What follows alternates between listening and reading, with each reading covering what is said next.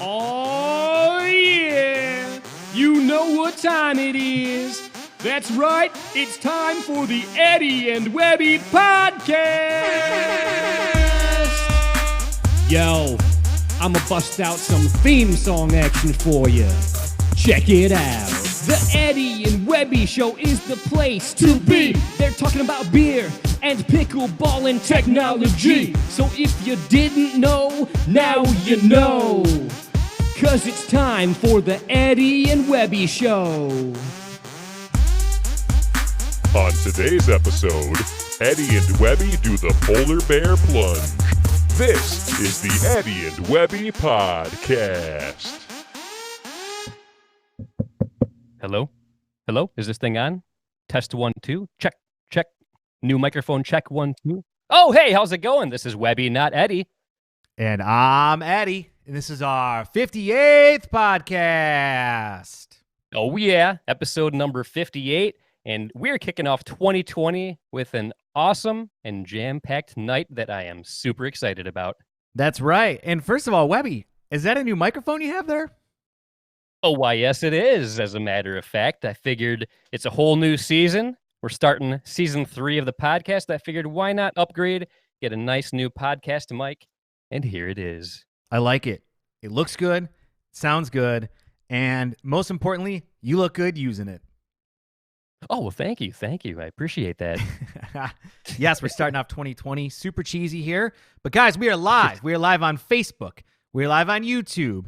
We are live on Twitch for the 2 people that care. And I'm super excited about that. This is meant to be interactive. So throughout the night, if you have questions, if you want to interact with us, please do, because this really is meant to be very interactive. Right, Webby? Yes, that is exactly right. The more interaction, the better. And man, we have so many great things happening tonight. We have an amazing guest. We have the next installment of my training with DJ Howard. And we're debuting a fun new segment that I think you're all going to like a lot. It's just so much greatness happening tonight. So many great things. Super excited about it. And don't forget, guys, after the podcast is over, we're going to go dark for like 20 seconds. And then we're going to come right back with Dinking Around with Eddie and Webby, where you have the opportunity to potentially be able to come onto the show as long as you have a laptop or smartphone that has good internet connection, as well as a camera and good audio. You could potentially be a guest. Oh, yeah. And Eddie and I both have a lot of great pickleball-related things to talk about during Dinking Around, so you're not going to want to miss it. No, you're not. And we also have a special guest that we're going to be bringing you tonight. But before we do any of that, Webby, what's going on in Twitter? Ah, yes. Good old Twitter. Let me check out what's going on the Twitter sphere here. And we got a couple great comments here. Here's one from Kimmy Jimmel. They say, Eddie and Webby, your end of the year special was epic. 2019 seemed like an amazing year for you, and I hope 2020 is even better. Nice. Yeah, thank you, Kimmy. We appreciate that. I appreciate that very much. That is a very kind comment. Let's go ahead and check out another comment. Here's one from Ricky Jerkface. I can't for the life of me understand why Eddie and Webby is still a thing. They suck at pickleball, and their podcast sucks. Hashtag Eddie and Webby suck. Jeez. Yeah, that's kind of mean, Oh my Ricky. God. Your last name fits, jerk face. Yeah, that is not nice at all. No. All right, let's do one more comment. This one comes from A.A. Jabrams. I can't wait to see what Eddie and Webby have in store for 2020. They really made a name for themselves in 2019. Happy New Year, guys. Nice, thanks for that. Yeah, thank you, A.A. Jabrams. That was very nice to hear. Well, what do you think, Eddie? Should we introduce our guest? I think we should. Well, today's guest has been on the pro pickleball scene for over 5 years now, with an impressive amount of medals that she has earned during her pickleball experience in the pro level tournaments. She is also a big fan of traveling around the world and going on adventures. In fact, one of her most recent adventures involved swimming with sharks earlier this week. So we are very happy that she survived that and is able to join us today. Ladies and gentlemen, please welcome to the show, Christine McGrath. Christine, how's it going? Hey, it's going great. I dig the look, the hat and the glasses. That's awesome. It's trying to look as good as you guys. You fit right in. That's awesome. Love it. First off, Happy New Year. Did you have a good time during the holidays? Yeah, it was great. What about you guys? Yeah, I had a great time. I actually played some pickleball in Indiana for the first time ever. I'll be talking about that in depth later, but I don't think anybody really cares about what I have to say too much. So we'll wait till later to go into those kind of details. I briefly met you at the 2019 Beer City Open, but unfortunately didn't really get a chance to talk to you much. So I'm super excited that you're here with us tonight, so we can get a chance to hang out, learn more about you. So this should be a lot of fun. Thank you very much for being here with us. And thanks for having me. Yeah, definitely. I actually have a New Year's resolution, and it is to be a better interviewer. To help me with that, I actually made some note cards. So if you'll please bear with me, I want to make sure I don't stumble on my words when I ask this first question, because I want to get it just right. How did you first get into pickleball? So I had a family friend that played pickleball, and they dragged me out basically on the court. I thought the whole sport sounded really weird, and I was still playing tennis at the time. But I didn't want to disappoint the friend, so I went out anyway. And I pretty much fell in love with the sport right off the bat. I signed up for Tournament of Champions 2 weeks later, and Oh, wow. since then the sport's taken over my life. Nice. Man, see, you didn't waste any time. You went right into Tournament of Champions. That's crazy. That's awesome. Very cool. So when you're not playing pickleball, what can we find Christine McGrath doing in her free time? Free time. Free time's pretty limited. But if I'm not playing pickleball, I'm probably doing some sort of schoolwork or working on some other sort of work. And also, I might be with my kids. Very nice. So during the introduction, I briefly mentioned that you went swimming with sharks earlier this week. And we have a quick video clip, something that you posted on social media. So I'd like to go ahead and play that right now because it's pretty wild. So Eddie, I would say go ahead and roll it.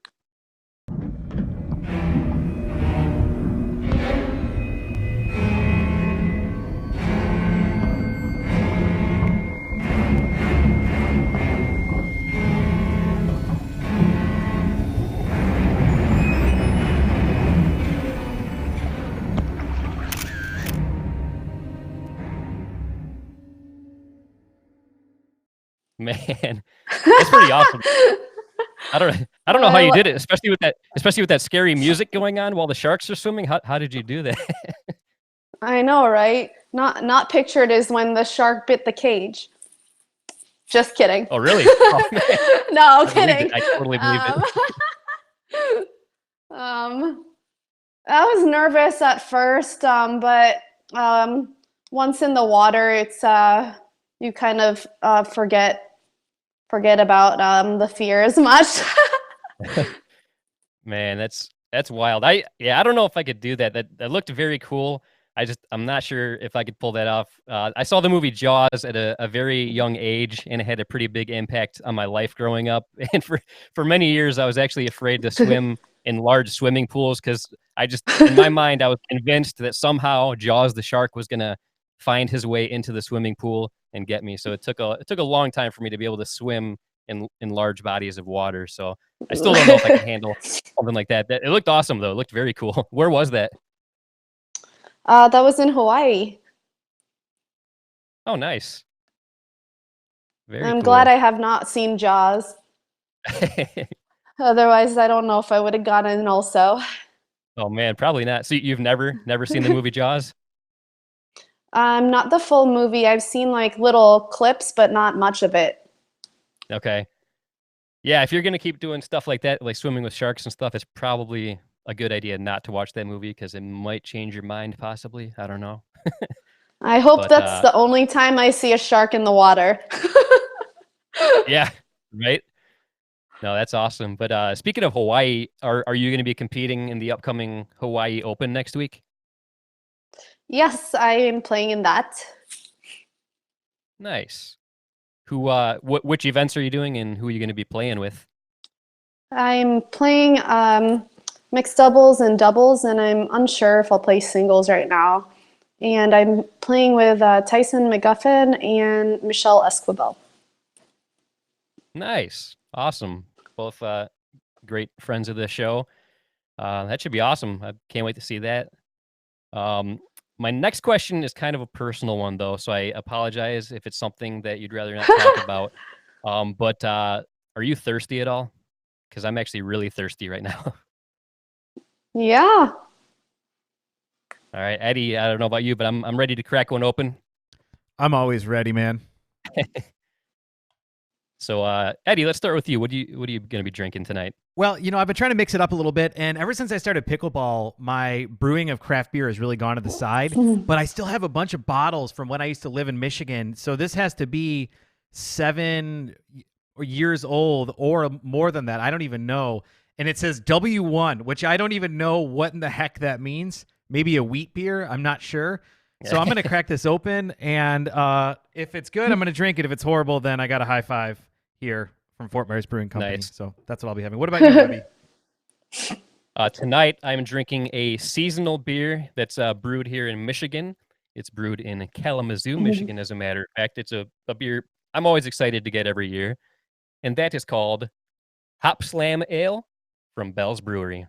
Yum, one of my favorites, man. I haven't seen it down here yet. I've been looking for it, and I have not come across it yet. So I'm hoping. I feel like it's gonna start getting easier and easier to find. I mean, like around here, it used to be super hard to find, even here in Michigan. But yeah, it's been a lot easier, and I feel like they're distributing it more, so you might have better luck finding it. What about you, Christine? What are you going to be sipping on this evening? So I have a latte coffee, and I also have this Trader Joe's drink that I randomly bought. It's rhubarb and strawberry, and it's like a soda. It's actually pretty good. Nice. I usually end up with a random purchase from Trader Joe's every time I go, and this was it this time. Nice. Yeah, I feel like I'm the same way whenever I go to a place like that. Something always catches my eye, something unique I've never seen before that just sounds delicious. Can't help myself. So nice. Great choices, everyone. Cheers. Cheers. Cheers. All right. So I'd like to learn a little bit more about your background. So where did you grow up, and where did you go to school growing up, and all that good stuff? So for the most part, I grew up in California, and I did homeschool growing up. And I also played tennis growing up. Nice. So how long were you homeschooled? Were you homeschooled pretty much your whole childhood and through high school? Yep, pretty much the whole time. Nice. So I haven't really known a whole lot of people that were homeschooled. So did you ever feel like you were sheltered from the outside world at all, or were you still pretty active and social outside of the house, or how was that for you? I feel like I was sheltered for the most part, but I did play tennis, so I had a lot of friends from that sport. But I mean, overall, I'm a pretty social person, so I mean, it could have been nice to go to normal school and experience that.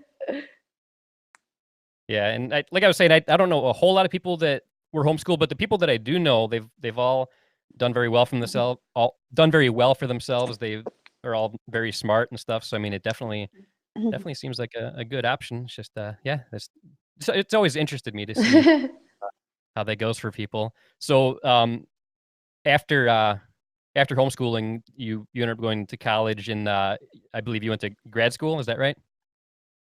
Yes, I did college and then grad school, and then I'm in grad school again now. Nice. So when you were in college, did you live on campus, or did you still live at home and then go there every day? Or how did that go? So my parents were in California, and then my colleges, I did West Point for the first 2 years, and you're pretty much stuck on campus. You can't really leave because it's a military academy. And then the next 2 years, I went to Marist College, and I lived on campus as well. All right. Was it tough adjusting to college life after being homeschooled, or was that not very difficult for you to adjust to? Oh no, I loved it. I was so ready to get out of the house. Probably years before I even got to college. So I was thrilled. Nice. So you mentioned you played tennis growing up also. How old were you when you first started playing tennis?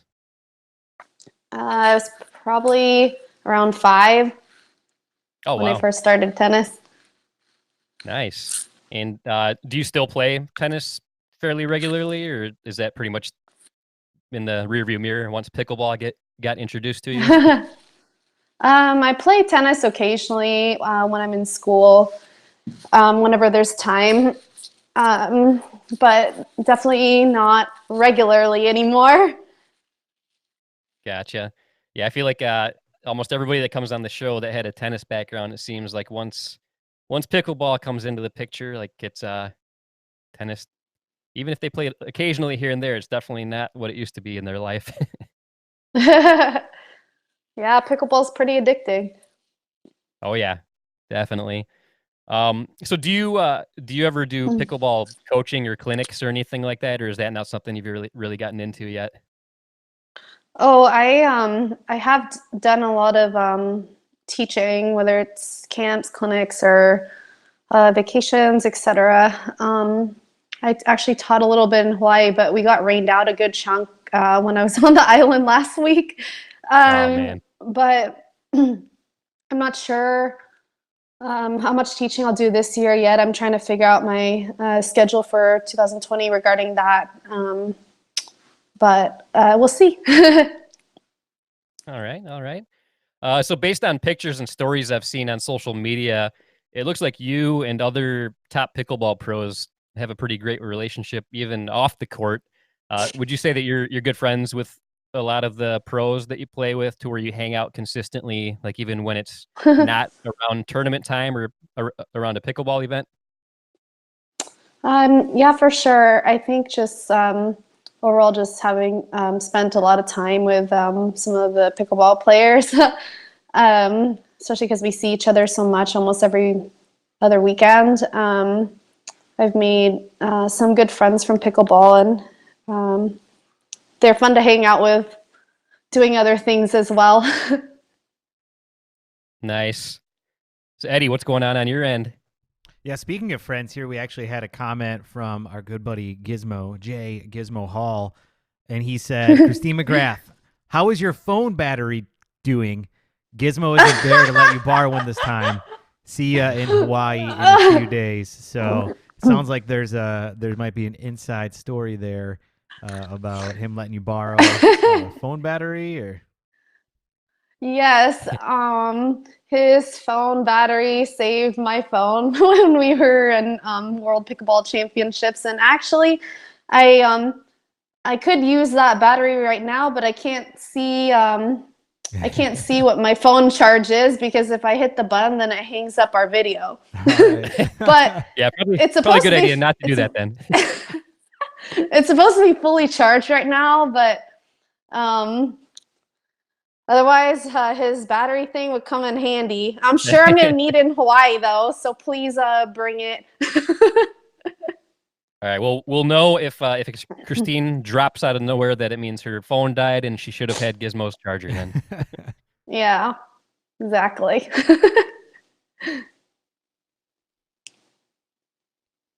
So that's it. Yep, that's it. Going on social media right now.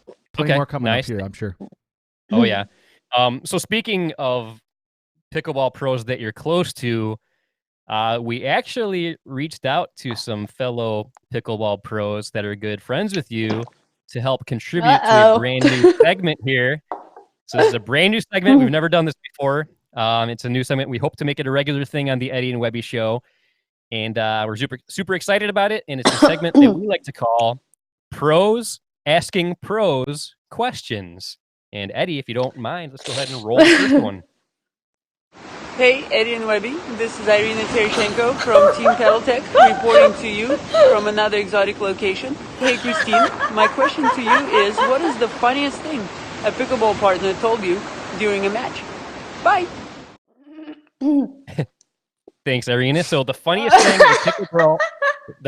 a pickleball pro has told you during a pickleball match. I would love to know the answer to that question.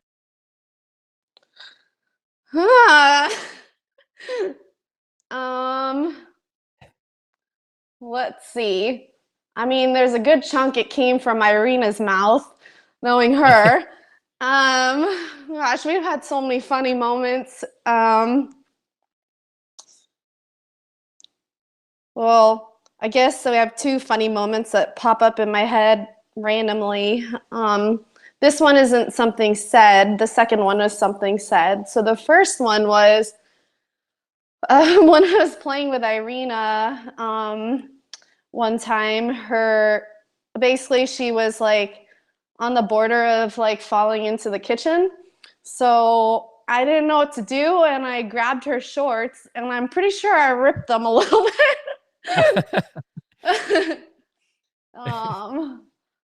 Other, I guess, funny thing that I can think of that was said was when I was also playing with Irina. I believe it was nationals, and basically, no, I think I was playing against Irina.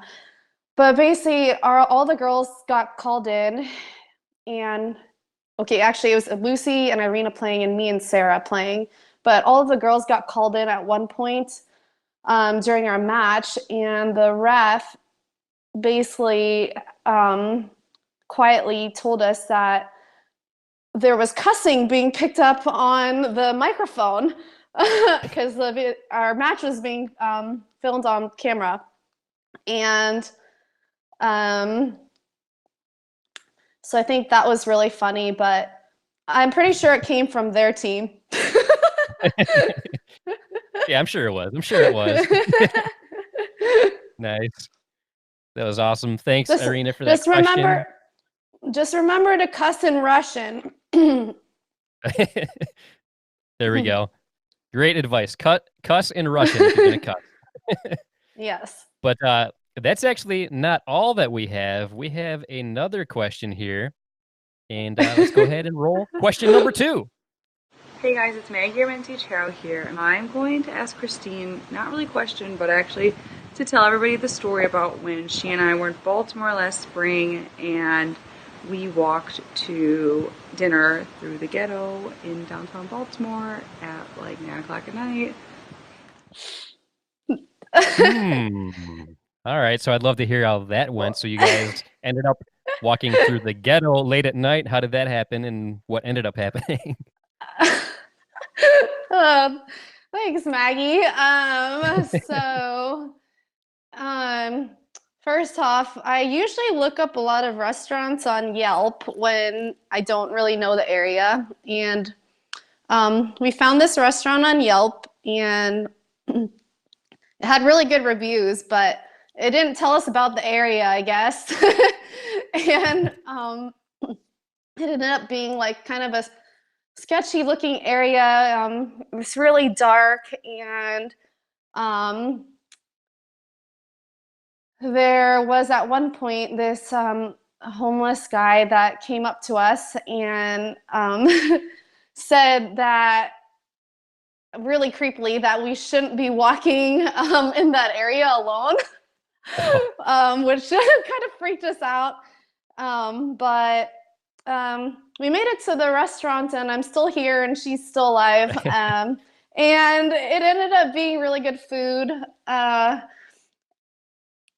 So I guess Yelp didn't lie then. The food was great, but maybe note the area a little Right. shady if you're female at night walking by yourself. Oh man. Well, yeah, I'm glad everything worked out and you guys were safe, so that's good. And so that was question number 2. We have one more question, so let's go ahead and roll it for question number 3. Hey Christine, so I know you love to travel and you're very adventurous, so my question for you is, if you could play pickleball anywhere in the world, whether there's pickleball there now or not, where would you choose to play and why? Nice, great question, Corinne. Thanks for that. So, yeah, where would you want to play, even if they don't have pickleball yet? Oh, thanks, Corinne. That's a good question. That is hard to narrow down. There's so many places I want to go. I kind of have this goal to like hit up every continent and as many countries as possible. And it would be great to play pickleball everywhere too, of course. I guess immediately on my mind right now, just because it's been on my bucket list for a while, so I'm sure I'll end up checking that at some point in the future. Is I want to go to Thailand, and I've seen some pictures of pickleball there, so I don't think it's impossible to play pickleball there now. But I'd like to go there sometime. Nice. Yeah, I'd love to go on like an exotic pickleball adventure sometime. I see all these posts on social media for everybody that does these different destination pickleball vacations and stuff. They all seem awesome, and I'm super jealous of everybody that's going to be part of the Hawaii Open. That's probably going to be pretty amazing. That should be very cool. It's not too late to come. Yeah, that's a good point. I'll see if I can work something out here. So you've been playing pickleball for what's it been, like 5 or 6 years now? Let's see. Yeah, about 5 or 6 years. Okay. So what would you say are the biggest changes that you've seen, especially in the pro pickleball world, since you like first started playing competitively compared to how the game is now? So changes to the game or just in general? Yeah, I'd say like to the game, like as far as like the way it's played. Well, the game has definitely improved a lot. There's a lot of players of higher skill levels, so it's everyone's kind of pushing each other to play better. I would say for women's doubles, the game has become a bit faster paced, maybe from all the tennis players coming in. I think it's just natural to want to speed the ball up. Dinking isn't really a tennis concept, so I think we've been seeing the game speed up a bit. Just fun. All right.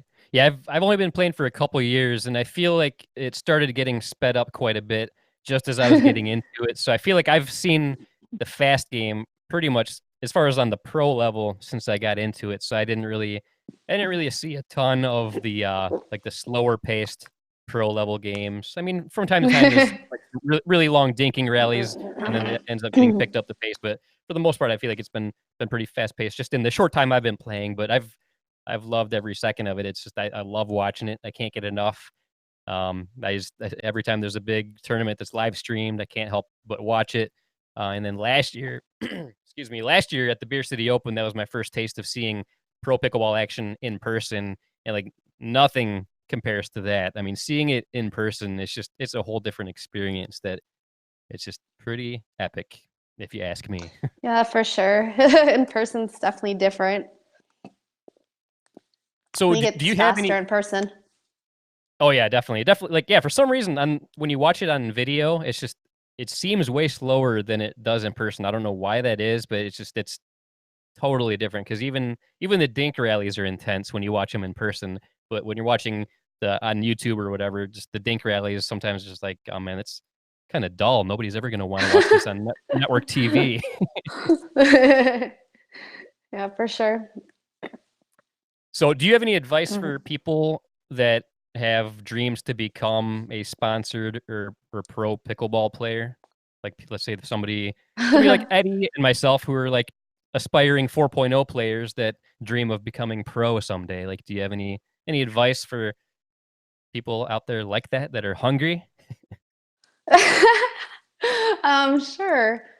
Definitely keep practicing, work on your weaknesses and your skills. Watch the pros and see what you can pick up from them and incorporate in your game. And I guess don't give up. All right. Great stuff. So what would you say, like, in your opinion, what do you think is the ideal ratio of playing versus drilling? Like when you're prepping for tournaments and stuff like that? Ideal ratio. What would be more fun would be more playing, because I prefer that. So if I had it my way, it would probably be all playing and no drilling. But realistically, I don't know, maybe somewhere around 50-50 would be beneficial. Yeah, that makes sense. But yeah, like I have such limited free time that to this day, I've never designated time just to do drilling, because I have such limited time. It's like, man, I just want to play. I want to have fun and play. So I spend all my time playing, but I do realize that, like, if I really want to get serious about increasing my skill, I'm sure I got to work in some dedicated drilling time. I just haven't done that yet. But I'll get there. I'll get there. So Yeah, you will. do you have a particular pickleball moment that stands out to you as being your favorite or most memorable? Most memorable.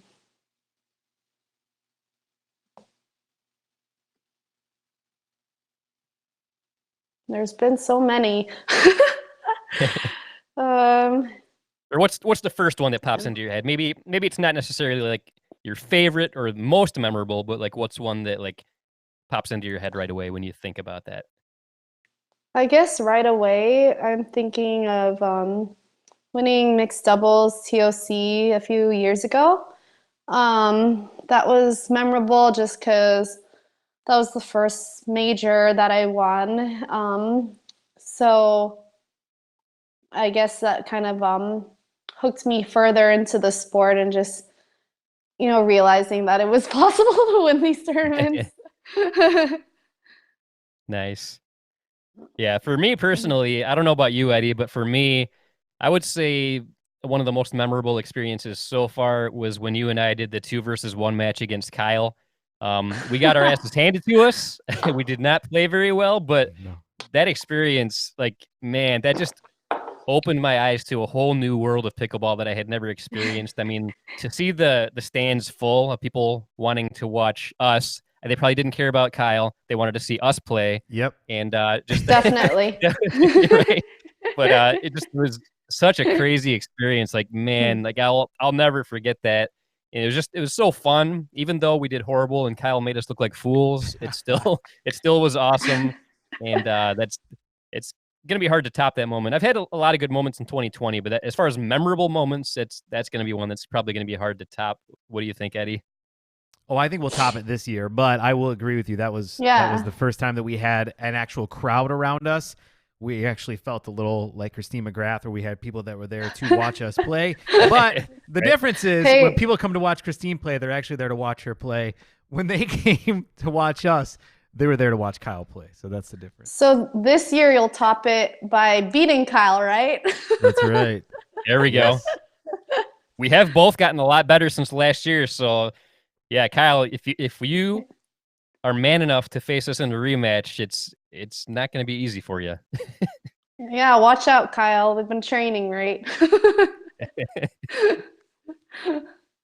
We got a couple of things coming in here on social media, if you don't mind me interrupting. The first one here from our buddy Marius Mitrofan. He said, how about winning gold at U.S. Open being pregnant?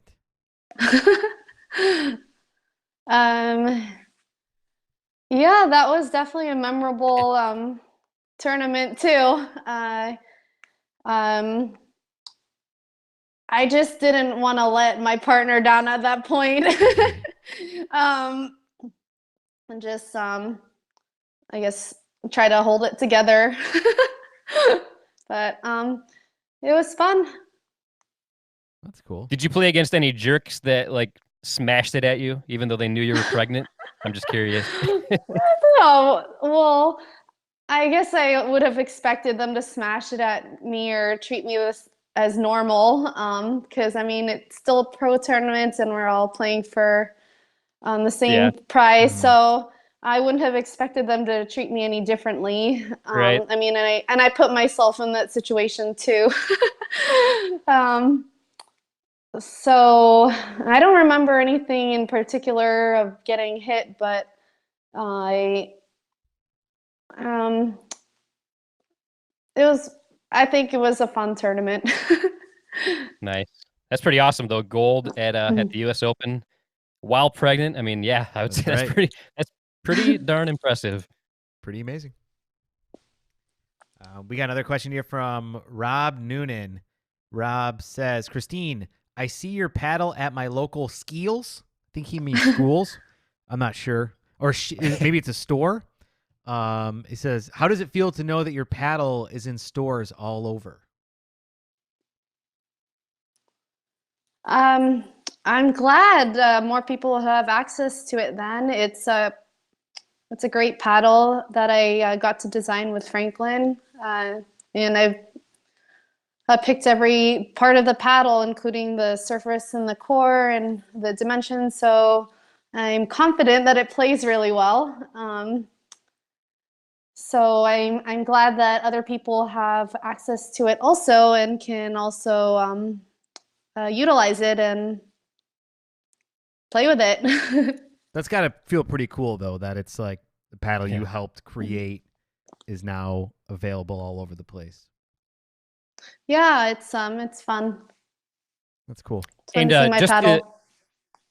That'd be very cool. And just to clarify here, Shields is the name of a sporting goods store. Shields Sporting Goods Store. Okay. Where is it located? It's headquartered in Fargo, North Dakota, but there are Shields in there are 27 store locations in 13 U.S. states. That's all off the top of my head. Yeah, you just pulled You're just like, it's just common knowledge. I know a little bit about sporting good companies across America. I'm going to spout that off real quick. So I like it. So Christine, you talked a little bit about being in Hawaii here for a tournament. We got another question from Slade Davenport. Slade asks, Christine, will you be playing in any upcoming tourneys? Yeah, I've got a ton of tournaments that I'm supposed to be playing in 2020. I think it'll be about anywhere from 15 to 20 actually. So I'll be playing in a lot. And then the Hawaii Open is I think it's been a week now. Okay. Cool. We got clarification from Rob Noonan that it was South Dakota is the local skills. Awesome. Yes. So you should think it's skills, not shields. Shields? I don't know. Yeah. Can somebody please help us understand how you pronounce this? We have so many questions about the sporting goods store. Yeah. Yeah. This is the Shields or Skeel sporting goods section of the show. Shields. But yeah, Rob, tell us, is it Shields or skills. Yes, thank you. 'Cause it's killing us. Yeah.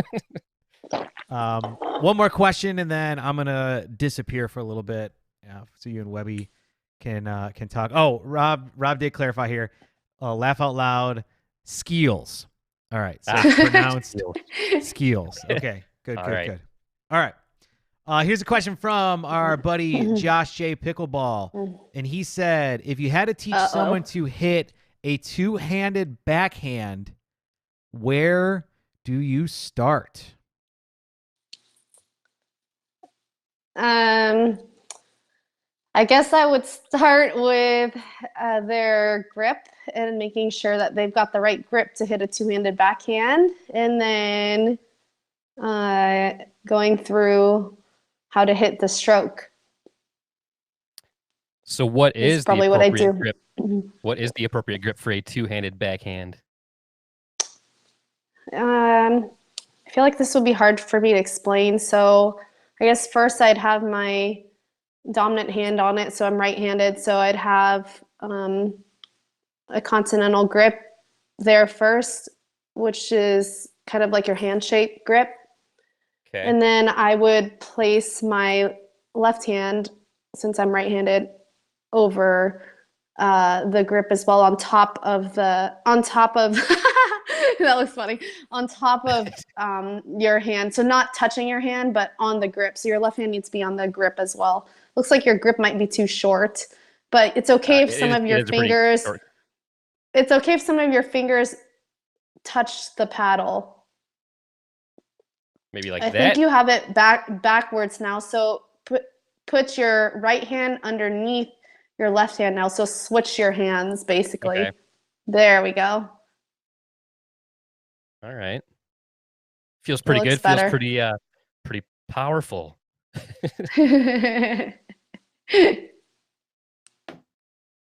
Nice. It's a I learned fun something shot tonight. to hit. All right. Thanks for the question, Josh.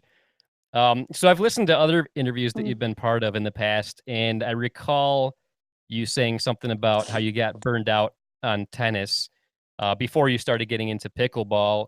Have you ever felt any burnout with pickleball? So now that you've been on the pro pickleball scene for over 5 years now, have you ever felt any burnout, or is it still pretty fun for you every time you get out there?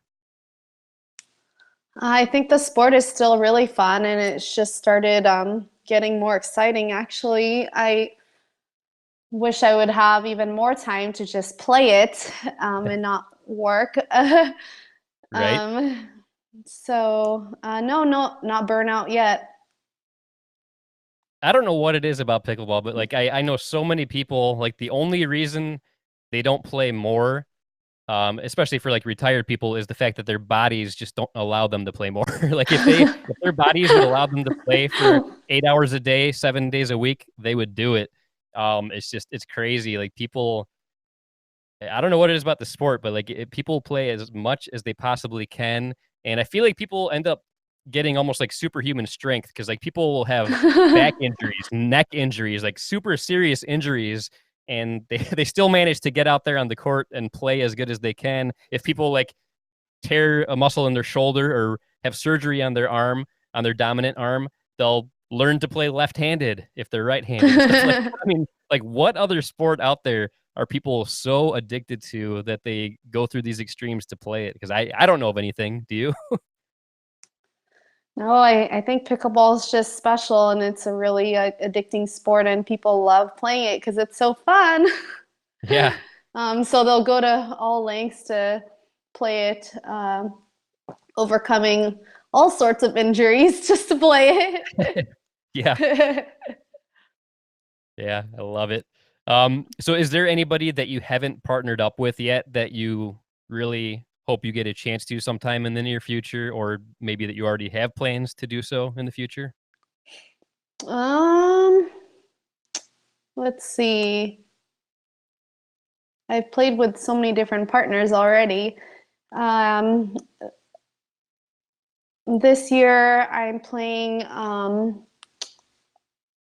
a bunch of tournaments with Steve Deacon, and I'm pretty excited about that. We've only played once together, but he's really positive, and he's obviously a very good player. So I'm looking forward to playing more with him. I'm also playing a few tournaments with a new player named Pat Smith, and it'll be fun to see what he can do and to see him improve. Nice. Yeah, I've heard a lot of great things about Steve Deacon. Just nothing but positive things. So that would be an awesome partnership for sure. So I want to talk about sponsorships for a little bit. First off, how long after you started playing pickleball did it take for you to get your first sponsor? So sponsorships have kind of changed a lot since when I first started. I would say like official sponsorship where I'm actually getting paid. I can't even remember the year that started happening, but I would say it was within 2 from when I started pickleball. As far as getting like my first free paddle, that was probably within a month. Oh, nice. So you said it's changed quite a bit. So when you first got into it, was that what it was? Like, hey, we'll sponsor you. Here's a free paddle. There, you're sponsored. Yeah, Is that pretty much what it was? exactly. That's where it was when I first started pickleball. Today, pickleball is a lot different for the pro brackets. I mean, people are doing it full time now, so it's full-time work now. Nice. If you can call it work. Right. Yeah. Man, what a career that would be to be able to do pickleball full time. Seems like a dream job for me, definitely. That's So, pretty fun.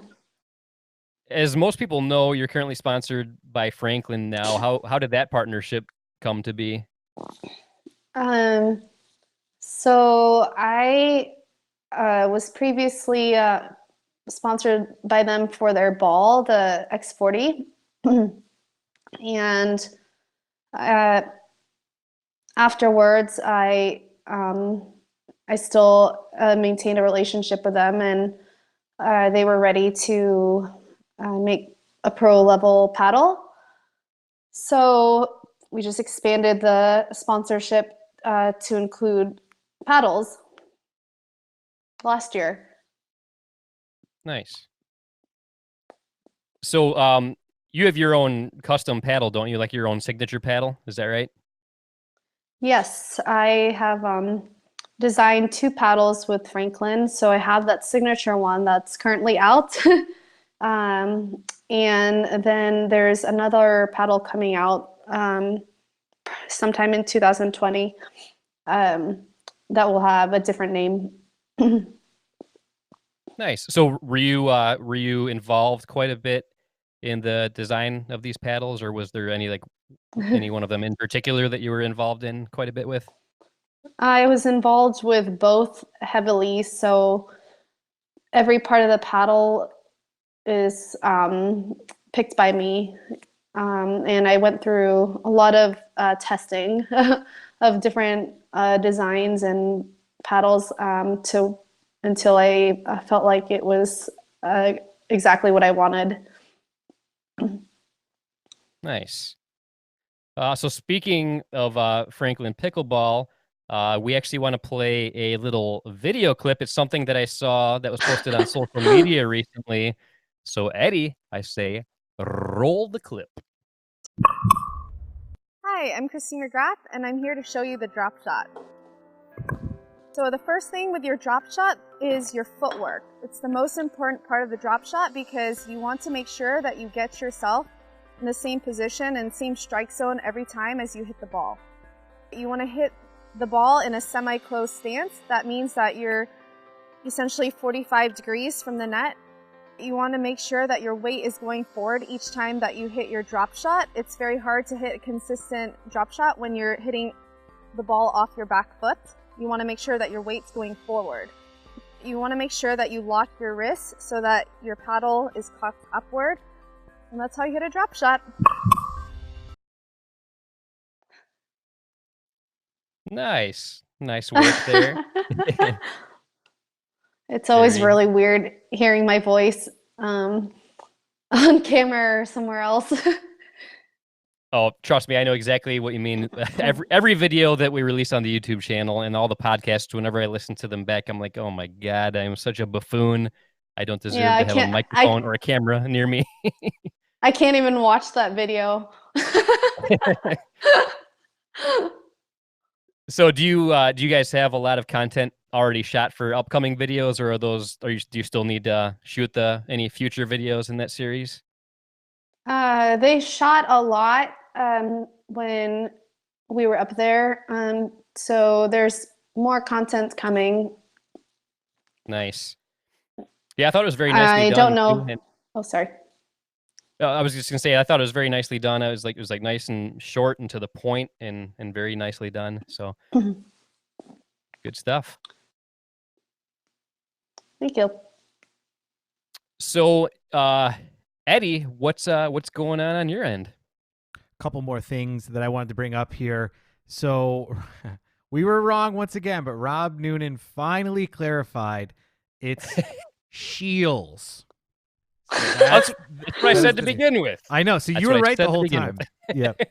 I don't know if you noticed, but I have not tried to say that word. And actually, Yeah, you're very that's smart. You are something- very smart. something that I, after coming out of homeschool, so since you don't really hear all the words that you read sometimes, like I felt like there's like a lot of random words that I would pronounce weirdly, probably for a bit, especially in college. But I don't think that's so much the case now, but that's how I felt straight from high school, I guess. Was it like slang terms or no? Oh, slang, I barely heard. So there's still terms now that I have not heard of that I'm still picking up on. But it would just be like regular words that you read, for example, like, I don't know, like I'm reading the back of the can here, and I would come up with my own pronunciation for the words on the can, but then hearing someone else say it differently in college was like eye-opening, I guess. Okay. Interesting. I love it. I feel like we should have an entire podcast of all the pickleball players who are or were homeschooled, because there's a lot. It's crazy. Yeah, I don't know if it's like that in a lot of professional sports, but there's a lot that we've come across. Yeah, I know Anna Lee, Ben Johns. I know both of them were homeschooled. So, yeah, there's quite a bit out there. Interesting. Back to what we were talking about. The best of the best. Apparently, it leads to success because I mean, three of the best pickleball players we know of have been homeschooled. Maybe we should just have a school versus regular school battle. Ooh, I like that. Oh, there we go. Oh, and we could do like private school versus public school versus homeschool. Yeah. I like it. Oh man, I like that a lot. Like we got to make that happen. Pickleball tournament to the down. Yep. So back to where we were talking about how people will play through injuries. Our friend Michelle Cook posted here, hamstring pull since October. Can't get past that. Didn't do it playing, but slipping in the shower. So very sorry to hear about that, Michelle. Sucks. Yeah, sorry to hear that. Speaking of Michelle Cook, though, I actually had the pleasure of meeting her for the first time in person when I played pickleball in Indiana last month. So that was a very fun time. Cool. Yes, Michelle's always been a big fan of the show, a big supporter. So thank you. One more comment here, and then I'll let you guys get back to it. This is from Rob Noonan, and he said, "I've been sent home from school. Does that count?" LOL. Nice. No. No. Does not count. Nice try, though, Rob. I appreciate the effort.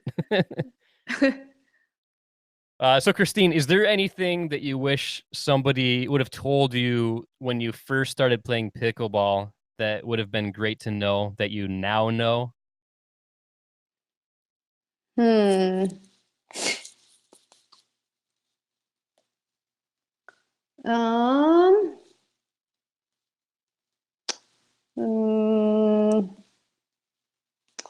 I'm sure there is that I can't think of off the top of my head.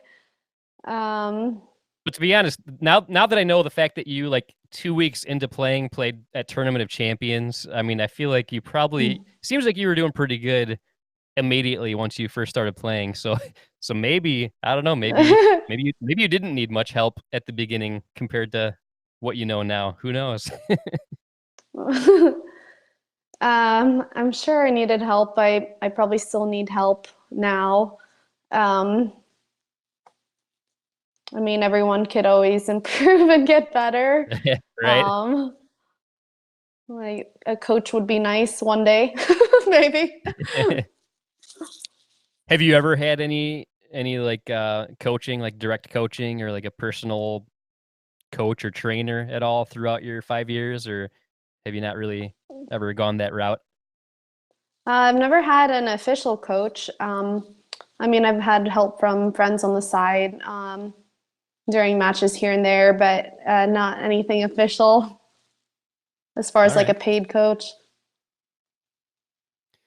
So earlier I mentioned that I briefly met you at the 2019 Beer City Open. Was that your first Beer City Open, or have you been to either of the previous 2 years for that one? I went to the first Beer City Open, so that was my second time. Okay. So yeah, I think that was last year was last year the third one? I think believe the it was third, the right? second one. Second one. Okay, I couldn't remember if Eddie, do you remember, was the first one that we went to, was that the first one or was that the second one? I don't know. I thought it was the first one, but there could have been one before that, and I don't know. Actually, you know what? It was the first one. I was getting it mixed up with Dink for Pink. I think Dink for Pink, our first one, was the second one. They're both in Grand Rapids. It's all starting to blend together. But yeah, that's what it was. So we've been to every Beer City Open, but there were 3 Dink for Pinks. So that was a stupid question. I shouldn't have said that. Idiot. Stupid. No, I'm just I've kidding. been to 2 Beer City Opens. So yeah, so it sounds like I'm pretty sure you've been to all of them, just like we have. But like Eddie and I have talked about this before. The first Beer City Open that we went to, we were total noobs to the sport. We didn't know anything about the pro level division. We probably ran into you at some point and had no idea who you were. We didn't know who Tyson McGuffin was. We didn't know who Kyle Yates was. We didn't know who anybody was. And we go back and we look at footage that we shot from that tournament. That was our first time. That was our first time ever doing a doubles tournament ever. And we were both very new to the tournament experience. And we had no idea the greatness that was surrounding us in the pickleball world. And we kicked ourselves for like a year after that. But luckily, we made up for it last year. Last year, we soaked it all in and just had an amazing time. And we can't wait for this year's Beer City Open. That should be awesome. Are you planning on going to this year's also? Do you know, or are you not scheduled that far ahead yet? I need to look at the calendar. I can't remember if it's on my list of tournaments this year. I hope I can, but there's just so much going on on the tournament scene now, so I just need to figure out what fits in. But that's always been a great tournament, and I would love to go back and play. Yeah, definitely a great one. But yeah, I agree. Like, there's the tournament scene is just exploding. I feel like year after year, just the amount of tournaments and the amount of like pro, like big time, big money tournaments is growing each year, big time. So yeah, I'm sure it's starting to For sure. starting to get tougher each year to be able to make it to all of the big ones. So, but yeah, hopefully we'll see you there, because Eddie and I will definitely be there. I hope so. So one thing I like to ask our guests is, what is your preferred method for staying hydrated when playing pickleball? Because I've talked about this before. I've experienced dehydration while playing. It is definitely not a fun experience. And so I always like to hear from the pros, like what is your recommended way to stay hydrated? So I'm pretty big on supplements during tournaments. So I use an electrolyte powder, and then I also take like electrolyte supplements on the side to stay hydrated. water's usually not good enough because you're just losing so much during the tournament day and it's really long. So as many supplements as possible, I guess.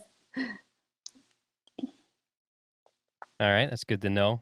But yeah, I hear that a lot, and that's something like when I first started playing pickleball, I didn't really realize the importance of making sure you drink more than water because I would have like a big jug of water that I would drink, and yeah, sometimes that just wasn't enough. So I've definitely learned the importance of making sure you've got the extra electrolytes and stuff like that. That's definitely a necessity. So another question I like to ask people, especially on the pro level, is like, do you ever experience pre-tournament jitters, or did you ever? And if so, how do you deal with that?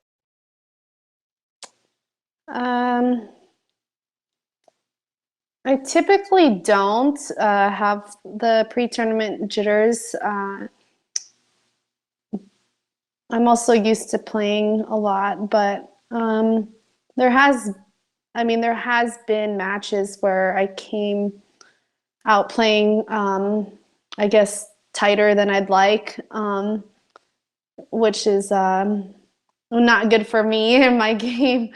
If I'm playing relaxed, I usually play better. So if I come out tight or nervous, that usually means I'm not hitting shots as well or what I'm supposed to do.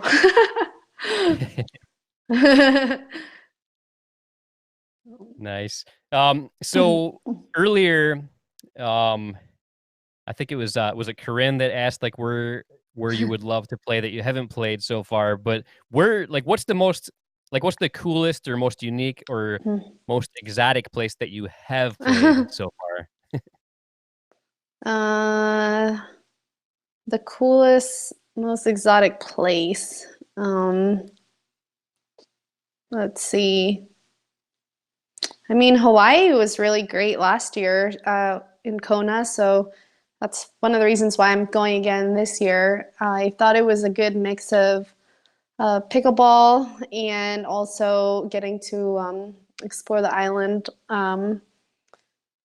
We did a lot of other fun activities, such as like swimming with the manta rays and surfing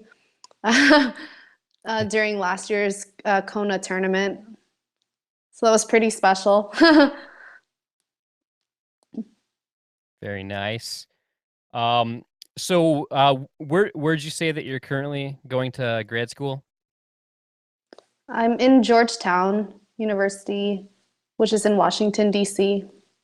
Okay. I think I saw you do a post recently on social media where you said that you were helping get the ball rolling on a pickleball program. Is that right?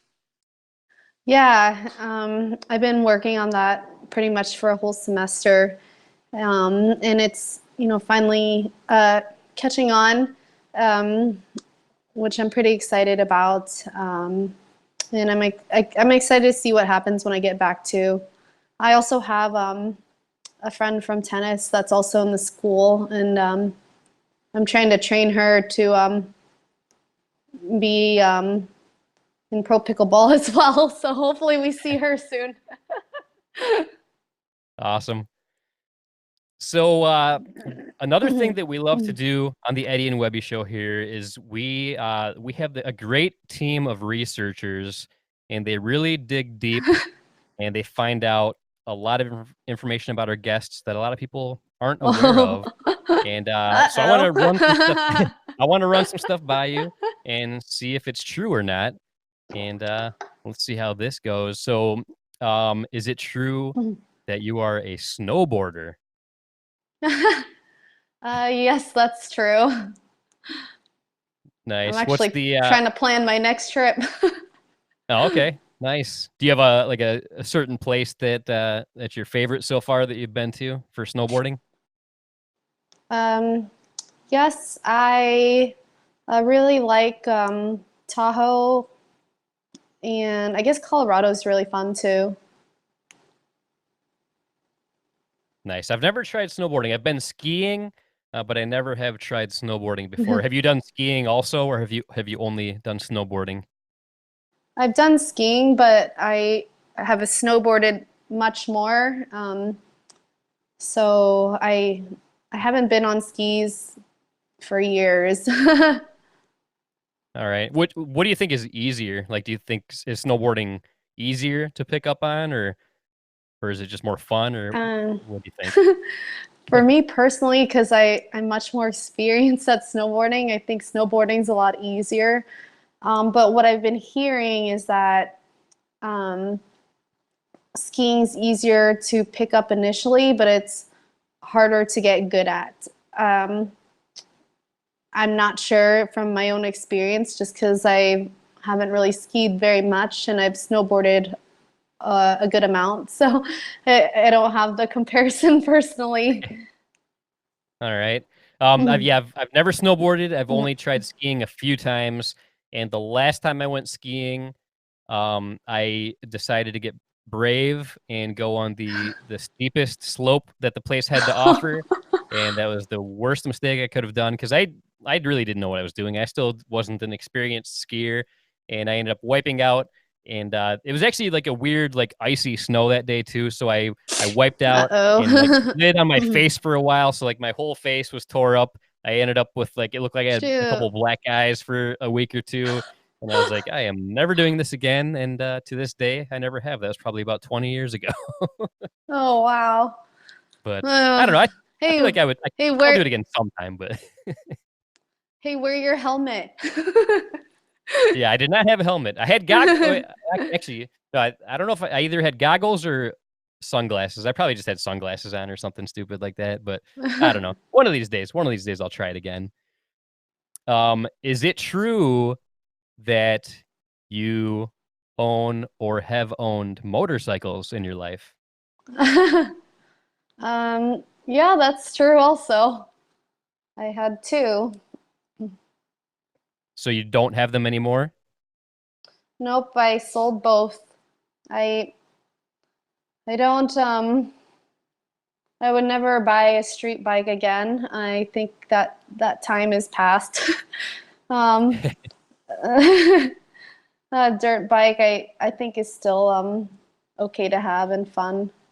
All right. Now, did you just own them or did you actually ride them too? I rode them too.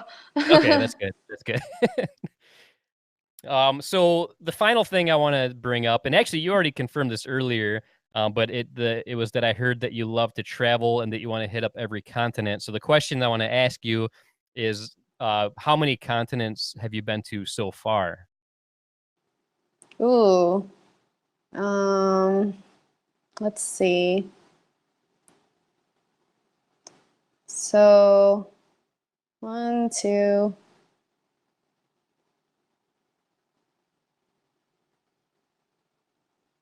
Well, definitely at least 4.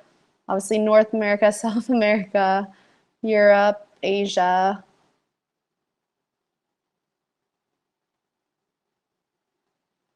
That's what I could think of off the top of my head.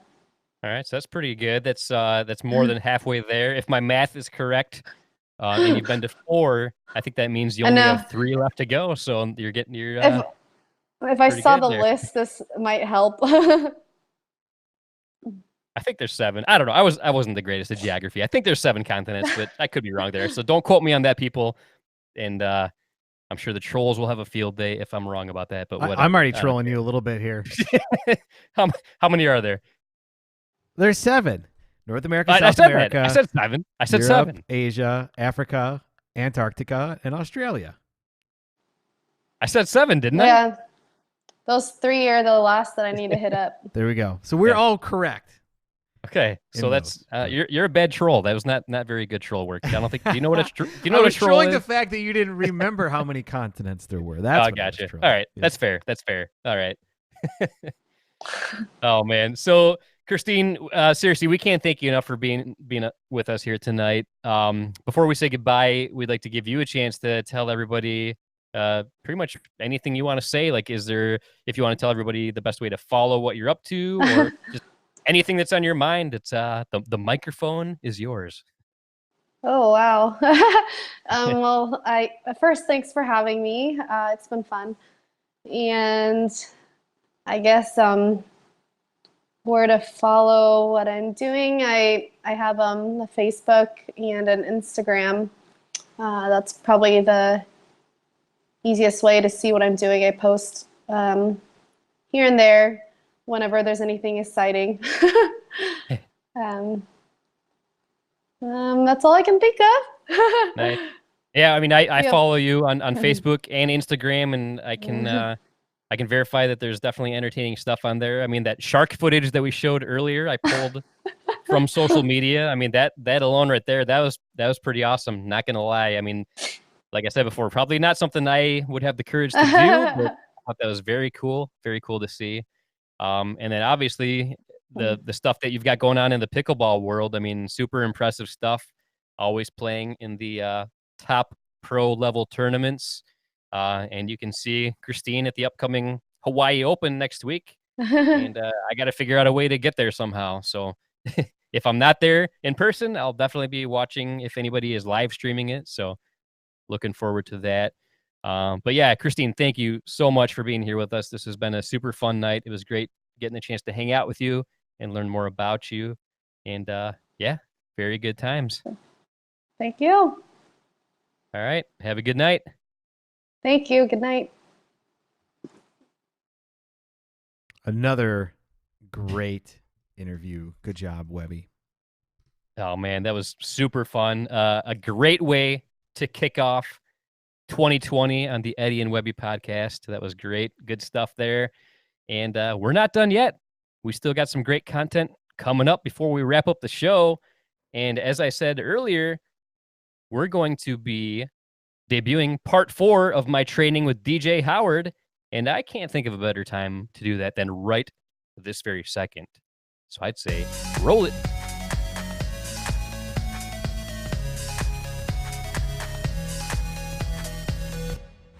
Here we go. You jammed up. Keep space. So you feel this in there again? Yeah. It's okay to open up the hip. So if I turn my feet here, I can open up this hip. This posture is much better than this. See the difference? Okay, yeah. Yeah. Here we go. It's simple. Now let's take a quick time out. Let me check your grip for a second. Like your hand position on the paddle. You favor that backhand big time. Yeah. By the position of that grip. Now, Okay. if you want to make the adjustment to a more neutral grip, open up your hand for a second.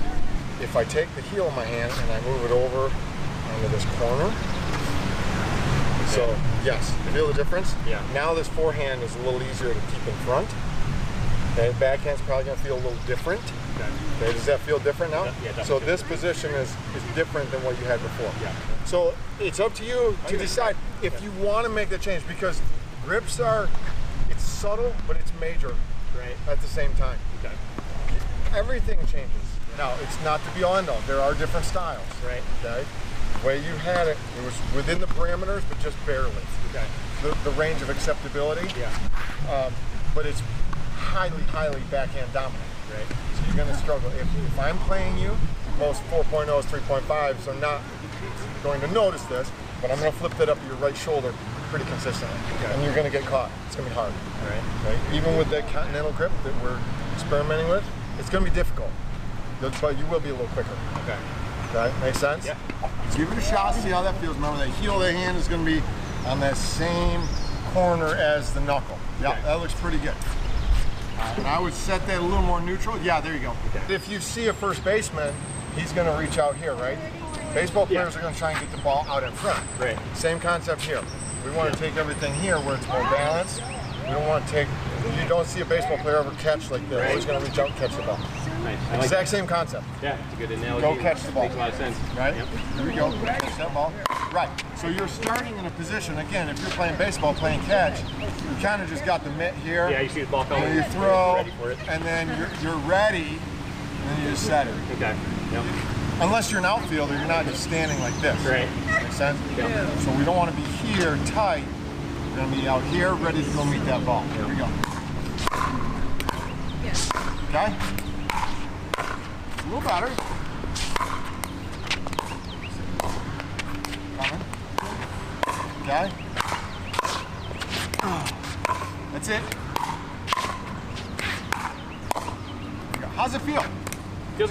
I feel okay? Definitely different, but I think I can get used to that. And Okay. I feel like it's, I felt like it was hitting a little better, maybe. It A is. little more control. Yeah, it is. You're out front more, and you're meeting this ball in a more efficient posture. Yeah. Right? Again, we want efficiency no matter what we do. We don't want wasted motion. Right? It's going to be cleaner and control the ball much better. Right? So as long as it's not too terribly uncomfortable, I say stay with it. Okay. Keep working it. Yeah, because I'm feeling it. You're going to be more versatile both sides. I know. All right, here we go. Nice pick up. There you go. Don't start swinging that shoulder around. Yeah. Set it and push it. Better. Yeah. Good. Yeah. Now, you feel that ability to pop right here? Yeah. That was pretty good. This grip, it's elbow push. This grip, now all of a sudden it's here with that shoulder. Can use my legs and now I'm like this. See how I'm connected? Yeah. That was a pretty good little volley there.